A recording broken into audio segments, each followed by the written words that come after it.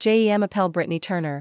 J'ai 32 ans, je suis analyste de données, en train de me reconstruire après un divorce difficile. Je pensais avoir connu la trahison, mais rien ne m'avait préparé à ce que mon père a fait. Le Noël dernier, alors que j'essayais de tenir le coup lors d'une fête de famille, j'ai emprunté le téléphone de mon frère pour vérifier un email. C'est là que je l'ai vu. Un post sur les réseaux sociaux de mon père me frappant en plein visage comme une gifle. Si vous pouviez effacer une personne de la famille, serait-ce Brittany? Elle est un échec dans sa carrière et son mariage. Mon cœur s'est effondré. Les commentaires étaient pires encore. Ma mère, ma sœur, même des amis de la famille, tous s'y mettaient, me déchirant. Elle a toujours été une déception. L'un disait, nous serions mieux sans elle. Un autre ajoutait. Je restais figée, les mains tremblantes. Comment mon propre père pouvait-il faire ça? Ma propre famille votant pour m'effacer comme si je n'étais rien. J'avais passé des années à reconstruire ma vie, à décrocher des contrats en freelance, à prouver ma valeur, seulement pour qu'il m'humilie devant des milliers de personnes en ligne. Ce n'était pas qu'un poste. Cela m'a coûté un client, un contrat sur lequel j'avais travaillé des mois. J'aurais pu m'effondrer, mais quelque chose a craqué en moi. Je n'allais pas les laisser faire. Voilà mon histoire, une histoire vraie de comment j'ai riposté et leur ai donné une leçon qu'ils n'oublieraient jamais. Ne me sous-estimez jamais. Laissez un commentaire et dites-moi ce que vous feriez si votre famille vous trahissait ainsi. Abonnez-vous si vous pensez que personne ne devrait vous démolir, surtout pas votre propre sang. Après mon divorce, j'ai investi toute mon énergie dans mon travail, mais ma famille n'a jamais reconnu mes efforts. Je pensais avoir enfin trouvé mes repères à Bâton Rouge, en Louisiane. L'encre de mes papiers de divorce à peine sèche, je me suis lancé corps et âme dans mon poste d'analyste de données. J'ai passé d'innombrables nuits à analyser des chiffres, créer des tableaux de bord pour des clients et chasser des contrats en freelance pour prouver que je pouvais me débrouiller seule. Obtenir un projet majeur avec une start-up locale était une victoire. 10 000 $ en poche et une chance de reconstruire ma vie. Je ne faisais pas que survivre. Je grimpais, déterminée à montrer au monde que je ne serais pas définie par un mariage raté. Mais peu importe mes efforts, ma famille me voyait comme la brebis galeuse. Mon père, James Turner, banquier retraité au fort besoin de contrôle, ne me laissait jamais l'oublier. « Pourquoi ne peux-tu pas être plus comme ta sœur ?» disait-il lors des dîners du dimanche, sa voix tranchante comme un couteau. Ma sœur, Lindsay Turner, 35 ans, était l'enfant chéri, journaliste freelance dont les articles dans la presse locale faisaient briller de fierté mon père. Lindsay avait le don d'exhiber son succès, racontant ses dernières publications ou événements de networking tandis que je souriais de toutes mes forces. « Brittany, si tu t'efforçais davantage, tu irais plus loin. » disait-elle un jour, la voix chargée de pitié. Je me mordais la langue, sachant que discuter serait inutile. Ma mère, Linda Turner, n'était guère meilleure. À 58 ans, elle avait pris sa retraite d'enseignante et passait ses journées à parler de Lindsay. Quand j'ai décroché ce gros contrat, j'ai appelé ma mère, espérant un brin de reconnaissance. « C'est bien, ma chérie. » disait-elle, distraite, avant de lancer sur la dernière pièce de Lindsay et combien elle était inspirante. Je me sentais invisible. Même mon frère, Ethan Turner, 28 ans, ingénieur logiciel, qui restait généralement en dehors des drames, haussait les épaules quand je me confiais. « C'est juste leur manière d'être. » disait-il en regardant son téléphone. J'essayais de passer outre, me disant que la famille était censée être compliquée, mais les comparaisons constantes faisaient mal. En grandissant, ce n'était pas toujours ainsi. Papa m'appelait sa petite analyste fière quand je résolvais des problèmes de maths à la table de la cuisine. Mais lorsque Lindsay a commencé à accumuler les récompenses au lycée, son attention a changé. À l'université, lorsque j'étudiais l'informatique, les éloges de mon père étaient réservés au diplôme de journalisme de Lindsay. Quand mon mariage s'est effondré il y a 3 ans, il n'a même pas appelé, se contentant d'envoyer un texto, « Tu vas t'en sortir ». Maman partageait son indifférence tandis que Lindsay proposait des conseils à moitié sérieux, du genre « Peut-être concentre-toi sur ta carrière plutôt que sur les rencontres ». Je me sentais comme une étrangère dans ma propre famille, toujours en train de prouver que j'étais à la hauteur. Le pire, c'était l'obsession de mon père pour les apparences, qu'il s'était construit à Bâton Rouge une réputation de banquier respecté. Toujours présent lors d'événements communautaires ou partageant des messages sur les valeurs familiales sur les réseaux sociaux. Son profil, suivi par 2000 personnes, amis, anciens collègues, voisins, était sa fierté. Il publiait des photos des articles de Lindsay ou du jardin de maman, mais jamais une seule mention de mon travail. Je voyais ces posts et un pincement me saisissait, me demandant pourquoi je ne valais pas la peine d'être mise en avant. Une fois, j'avais commenté sur sa page en partageant un lien vers un tableau de bord que j'avais créé pour un client. Sa réponse, « Bon effort, Brittany. Bon effort. » Comme si j'étais une enfant avec un trophée de participation. Pourtant, je continuais à avancer. Mon appartement à Bâton Rouge était petit, mais à moi, payé avec mon argent. Je restais tard le soir à perfectionner mes compétences, suivant des cours en ligne pour rester performante dans un secteur impitoyable. Mes clients appréciaient mon travail, net, précis, fiable. L'un d'eux disait même que mon analyse sauverait sa start-up d'un mauvais investissement. Ces moments me soutenaient, même lorsque les dîners familiaux ressemblaient à une marche dans la gueule du lion. Je restais assise à écouter mon père louer le dernier article de l'INSEE ou ma mère s'extasier sur son travail bénévole. Tandis que mes propres réussites se heurtaient au silence ou à des remarques à double tranchant point avec du recul, j'aurais dû voir les signes. Le besoin de mon père de contrôler le récit, la loyauté aveugle de ma mère envers l'INSEE, même l'indifférence silencieuse d'Ethan, tout cela se construisait pour quelque chose. Je continuais à espérer un changement, un moment où il me verrait pour qui j'étais, et non pour ce que je n'étais pas. Mais chaque conversation me laissait plus isolée, comme si je criais dans le vide. Je ne savais pas alors que leur ressentiment allait éclater d'une manière que je n'aurais jamais imaginée, d'une manière qui me pousserait à me battre plus fort que jamais. La fête de Noël chez mes parents avait commencé joyeusement, mais je réalisais vite que je n'étais pas la bienvenue. Je pénétrais dans leur vaste maison de Bâton Rouge, l'air chargé de l'odeur de pain et de cannelle, m'attendant à une soirée de sourires forcés et de bavardages superficiels. Je m'étais préparée à la tension habituelle, mais rien ne pouvait me préparer à la cruauté qui allait suivre. Mon père, toujours au centre de l'attention, tenait la conversation dans le salon, sa voix résonnant alors qu'il racontait ses jours de gloire en tant que banquier. L'INSEE était perché à proximité, sirotant son vin et hochant la tête avec son sourire suffisant, un défi silencieux. Maman s'activait, jouant la parfaite hôtesse, son rire éclatant à chaque mot de l'INSEE. Moi, je restais en retrait, serrant un verre de lait de poule, me sentant comme une invitée à la célébration de ma propre famille. Les piques ne tardèrent pas à commencer. Lorsque nous nous assîmes pour le dîner, mon père se tourna vers moi, ses yeux pétillants. « Alors Britney, toujours en train de traiter ces petites start-ups ?» demanda-t-il, le ton chargé de condescendance. Je hochai la tête avec effort, mentionnant un projet récent que j'avais décroché. « C'est un gros contrat pour moi, » dis-je, espérant une étincelle d'approbation. Lindsay Renifla. Gros contrat ? Écrire des articles qui sont réellement lus, ça, c'est un gros contrat. Lança-t-elle en secouant ses cheveux. La table éclata de rire, et maman tapota la main de l'INSEE, rayonnante. Le dernier article de ta sœur est tellement émouvant, dit maman, sans même me regarder. Je serrai ma fourchette, le visage brûlant, mais je refoulai l'envie de répondre du tac au tac. Les pics continuaient. Papa se renversa en arrière, un sourire narquois aux lèvres. Brittany, si tu avais choisi une vraie carrière comme l'INSEE, tu ne recommencerais pas à zéro après ce divorce. Mon estomac se noua. Le mot « divorce » flottait dans l'air, et je sentais tous les regards sur moi, cousins, tantes, famille, amis, tous faisant semblant de ne pas entendre. L'INSEE en rajouta, la voix sucrée. Certaines personnes ne sont juste pas faites pour le mariage ou la réussite. Je voulais hurler pour leur dire que je venais de décrocher un contrat de 10 000 $. Mais les mots restaient coincés dans ma gorge. Maman changea de sujet, s'extasiant sur la nouvelle chronique de l'INSEE, tandis que je restais invisible. J'avais besoin d'une pause. M'excusant, je me glissai dans le couloir, la poitrine serrée. Mon frère Ethan était affalé sur le canapé, scrollant son téléphone comme d'habitude. « Je peux l'emprunter pour vérifier un email ?» demandai-je, cherchant désespérément une distraction. Il haussa les épaules et me le tendit sans lever les yeux. J'ouvris l'application de messagerie, mais une notification attira mon attention. Une alerte des réseaux sociaux provenant du profil de mon père. Curious, J.E. Clickeye.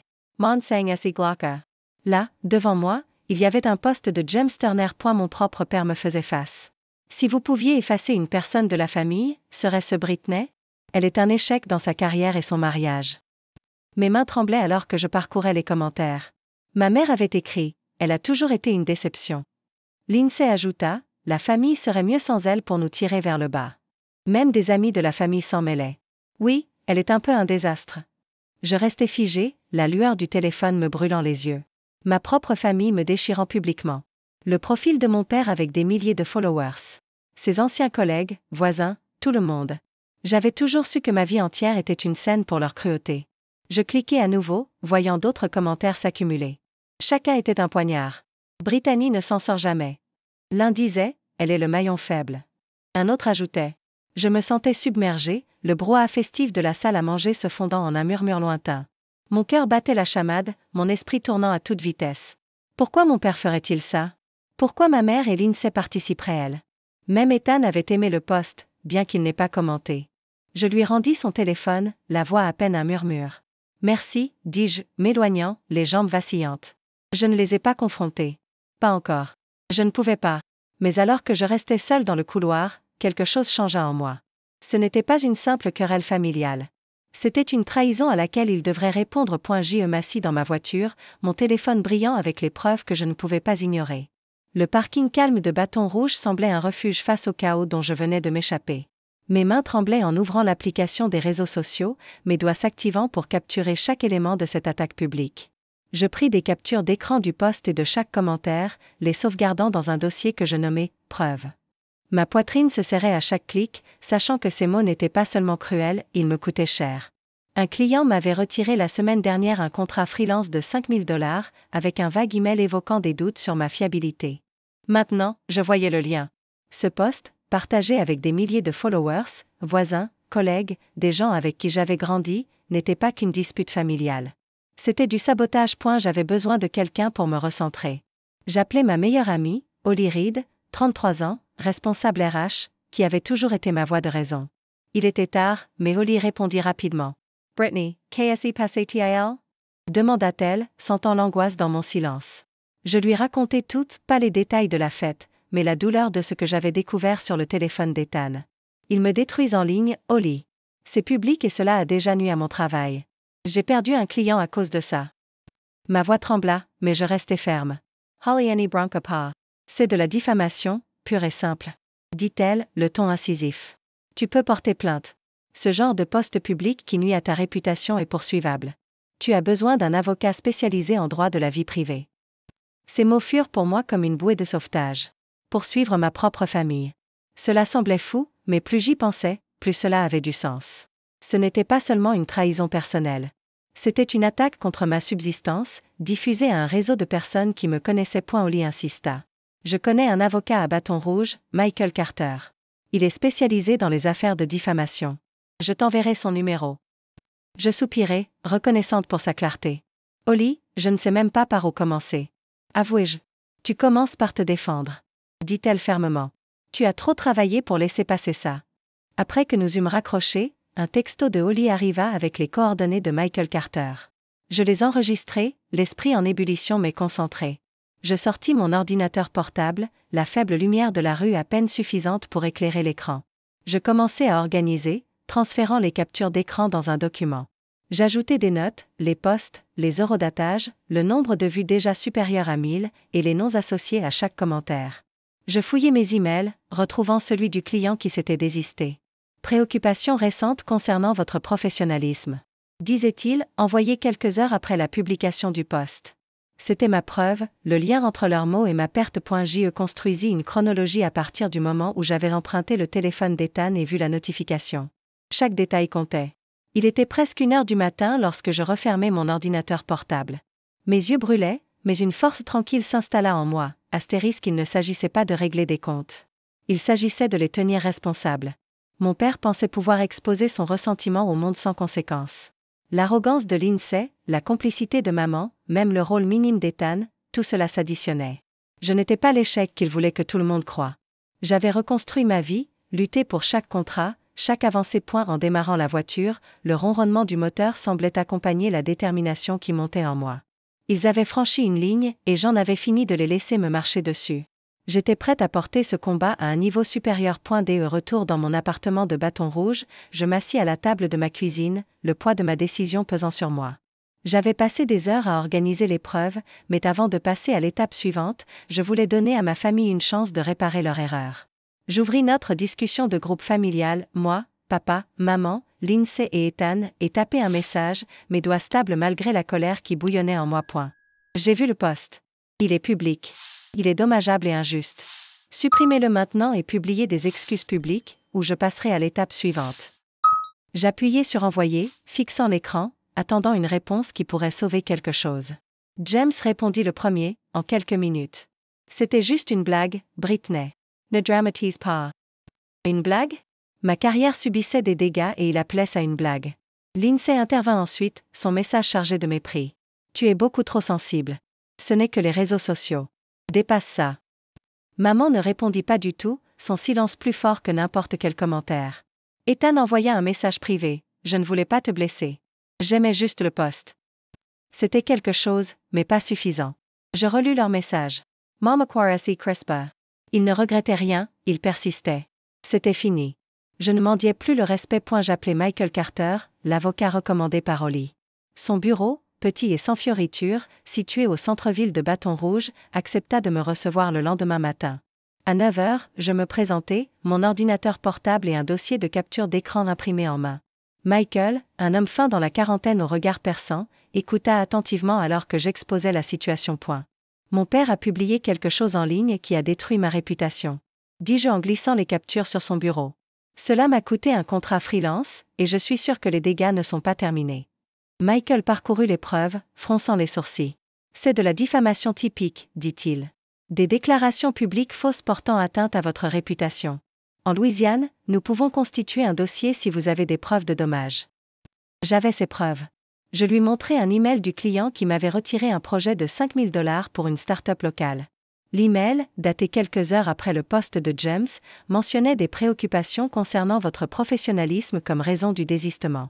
Je montrai à Michael un autre email, celui d'un client potentiel qui était resté silencieux après avoir initialement pris contact. Je devais leur présenter ma proposition la semaine prochaine. Lui dis-je, mais ils ont cessé de répondre après que le post ait circulé. Michael Hokalot had prenant de notes. Nous aurons besoin de plus, mais c'est un bon début. Des posts sur les réseaux sociaux comme celui-ci, surtout avec sa popularité, peuvent causer de vrais dommages. Déposons une plainte pour diffamation contre votre père. Le mot « plainte » pesa lourd, mais je ne bronchai pas. Que devons-nous faire? Demandai-je. Michael exposa le processus, plainte formelle, collecte de preuves supplémentaires de préjudice, et envoi d'une lettre de mise en demeure à James avant de déposer .de retour chez moi. Je me lançai dans la collecte de preuves supplémentaires. Je passai en revue ma boîte mail, trouvant un troisième email d'un collègue qui demandait « Tout va bien ». J'avais repéré du contenu en ligne qui était nouveau, portant atteinte à mon réseau professionnel. Je retrouvai des captures d'écran de l'engagement sur le post, plus de 1500 vues, des dizaines de partages. Je contactai un autre client, propriétaire d'une petite entreprise avec qui j'avais travaillé, qui confirma avoir vu le post via une connaissance commune. La situation n'était pas bonne. Elle admit avec un ton apologétique. Chaque preuve renforçait ma détermination. Je ne me battais pas seulement pour moi. Je me battais pour la vie que j'avais construite. James pensait pouvoir me cataloguer comme un échec, mais j'avais passé des années à lui prouver le contraire, décrocher des contrats, me reconstruire après mon divorce. L'arrogance de Lindsay, le silence de maman, même les excuses à moitié d'Ethan, rien ne m'arrêterait. Je travaillais tard dans la nuit, organisant mon dossier et envoyant des mises à jour à Michael par email, qu'il renvoya un brouillon de la lettre de mise en demeure, formel et direct, ordonnant à James de retirer le post et de publier des excuses publiques sous peine d'action en justice. Je la lus, le pouce stable. C'était ma ligne de conduite. Lundi matin, j'avais envoyé la lettre de mise en demeure par l'intermédiaire du bureau de Michael. Je ne m'attendais pas à ce que James se conforme. Il avait déjà qualifié cela de blague. Mais je leur avais donné une chance, et ils me l'avaient renvoyé au visage. En scellant l'enveloppe avec mes dernières preuves pour Michael, je sentis un changement. Il ne s'agissait plus de famille. Il s'agissait de responsabilité. Ils avaient essayé de m'effacer, mais j'en avais fini d'être invisible. J'étais prête à les affronter au tribunal et à les faire répondre de leurs actes. Un mois plus tard, lors de la fête de Noël, je me tenais dans une salle d'audience, face à ma famille pour la dernière fois. Le palais de justice de Bâton Rouge était froid, ses bancs en bois grinçant sous le poids de la tension. Je redressai mon blazer, les mains stables, assise aux côtés de Michael Carter, mon avocat. De l'autre côté de la salle, James était rigide, la mâchoire serrée, refusant de croiser mon regard. Maman s'agitait à ses côtés, le visage crispé par l'inconfort. Lindsay, les bras croisés, me fusillait du regard depuis la dernière rangée, tandis qu'Ethan se tenait affalé, regardant partout sauf moi. Le juge, une femme stricte au regard perçant, ouvrit l'audience. Mon cœur battait fort, mais j'étais prête. Michael se leva, présentant nos preuves avec précision. Il projeta les captures d'écran et les mots accablants du poste sur un écran pour que tous puissent les voir. Cette déclaration publique de James Turner a causé un préjudice mesurable à la réputation professionnelle de Britney, dit-il d'une voix claire. Il montra l'email de mon client qui avait annulé un contrat de $5 000 quelques heures après la diffusion du post. Ce n'est pas qu'un différend familial. Continua Michael. C'était une attaque délibérée, vue par des milliers de personnes, coûtant à Madame Turner sa subsistance. Je jetai un coup d'œil à James, espérant un signe de culpabilité, mais il fixait l'avant, inflexible. Lorsqu'il eut son tour, James se leva, la voix calme mais défiant. C'était un post inoffensif destiné à susciter la discussion. Dit-il. Je ne pensais pas que cela ferait du mal à qui que ce soit. Le juge haussa un sourcil, peu impressionné. Michael répliqua en présentant les métriques d'engagement, plus de 2000 vues. Des partages étendant la diffusion au-delà de Bâton Rouge. Vous ne pensiez pas qu'une affirmation publique d'échec pourrait nuire à votre fille, Monsieur Press? Dit-il. James hésita, marmonnant quelque chose sur une exagération, mais l'expression du juge se durcit. Je sentis une lueur d'espoir, mais elle n'effaçait pas la douleur de son refus de céder. L'audience se termina sans décision, le juge devant prendre le temps de réexaminer le dossier. Je quittai la salle, les jambes lourdes, mais la détermination intacte. Dehors, mon téléphone vibrait sans cesse. Le texto de Lindsay arriva en premier, venimeux et tranchant. Tu es tellement égoïste, Britney, nous traîner là-dedans pour ton ego. L'appel de maman suivit, sa voix basse et accusatrice. Comment as-tu pu faire ça à ton père? Après tout ce que nous avons fait pour toi, tu es tellement ingrate. J'écoutais, la gorge serrée, mais je ne répondis pas. Leurs mots semblaient résonner comme le poste, doublant leur mépris. Ethan me rattrapa dans le parking, le visage pâle. Britney, j'ai merdé. Dit-il, la voix à peine audible. J'ai aimé ce poste, je ne pensais pas que ça prendrait une telle ampleur. Je suis désolé. Ses yeux croisèrent les miens. Du vrai regret. Je te soutiendrai, quoi qu'il arrive. Je hochai la tête, un nœud dans la gorge. Merci, Ethan. Murmurai J.E. Ce n'était pas le pardon, pas encore, mais c'était une fissure dans le mur entre nous.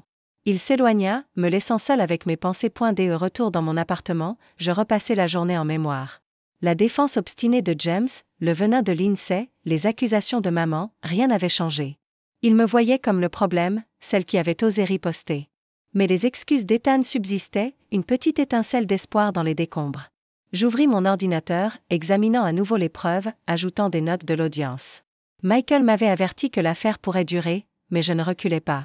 Ce poste m'avait coûté un contrat, la confiance d'un client et des années à prouver ma valeur. Je ne me battais pas seulement pour de l'argent. Je me battais pour mon nom, pour ma vie. Alors que j'étais assise, mon téléphone vibra à nouveau.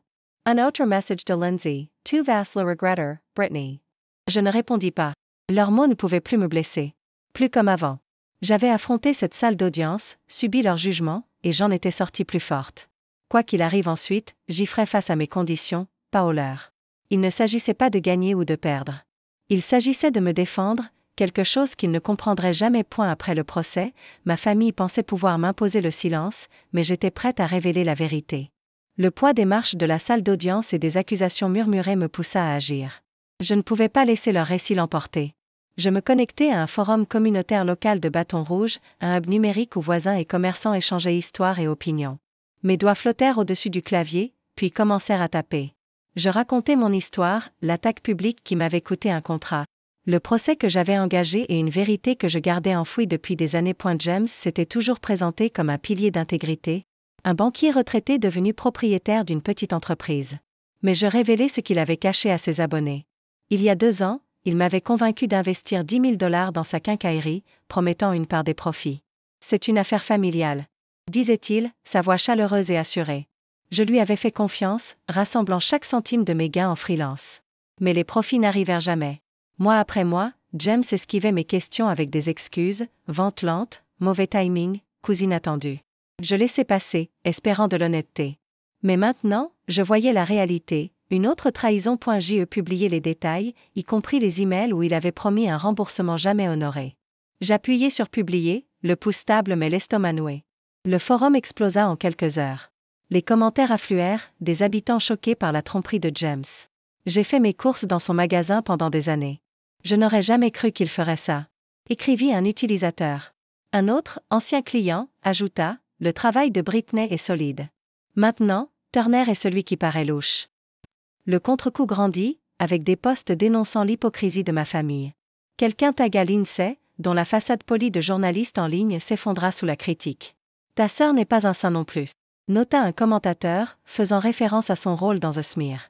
Le silence de maman en ligne ne l'épargna pas. Les utilisateurs la critiquèrent pour avoir soutenu James.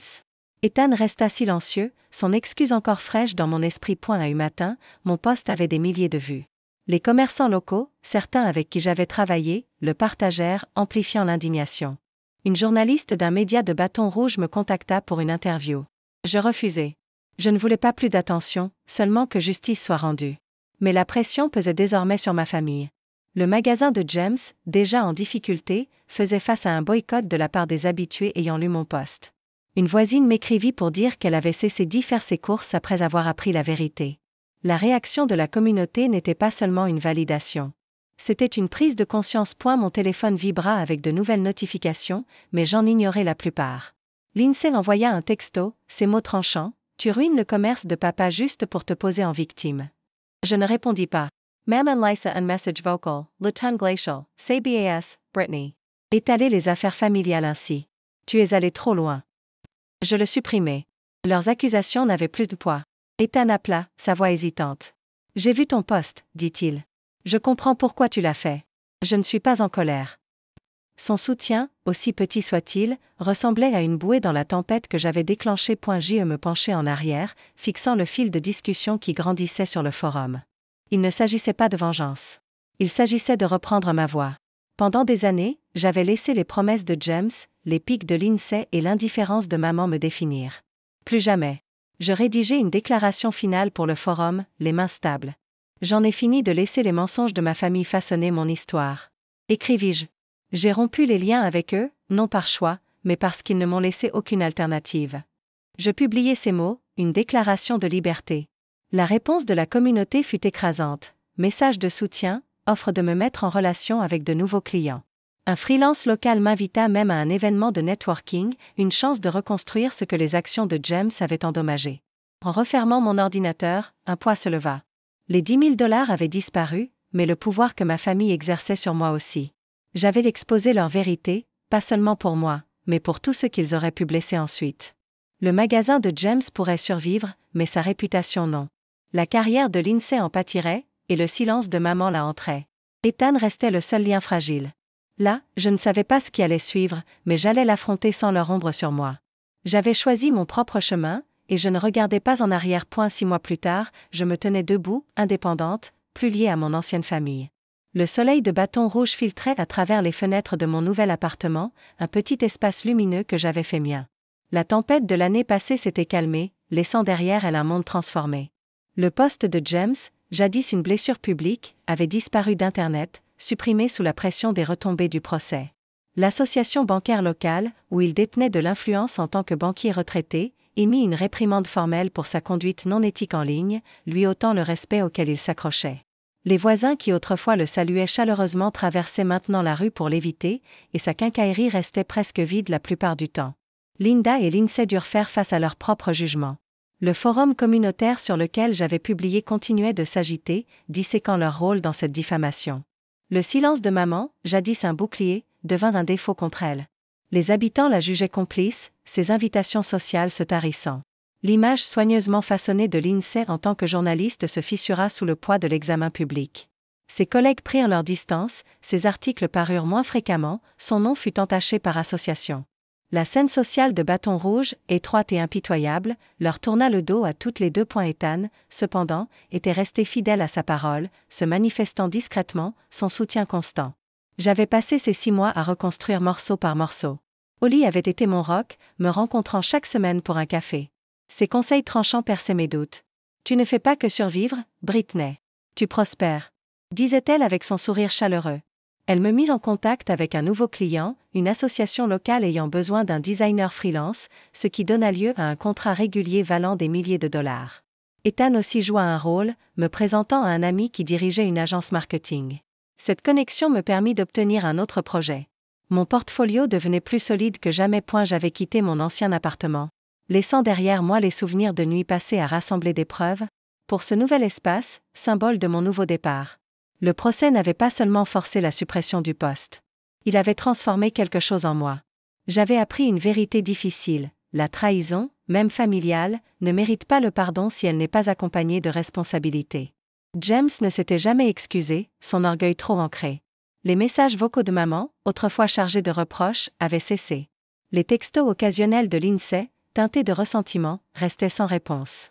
Je les avais exclus, non par colère, mais avec clarté. Ethan faisait exception.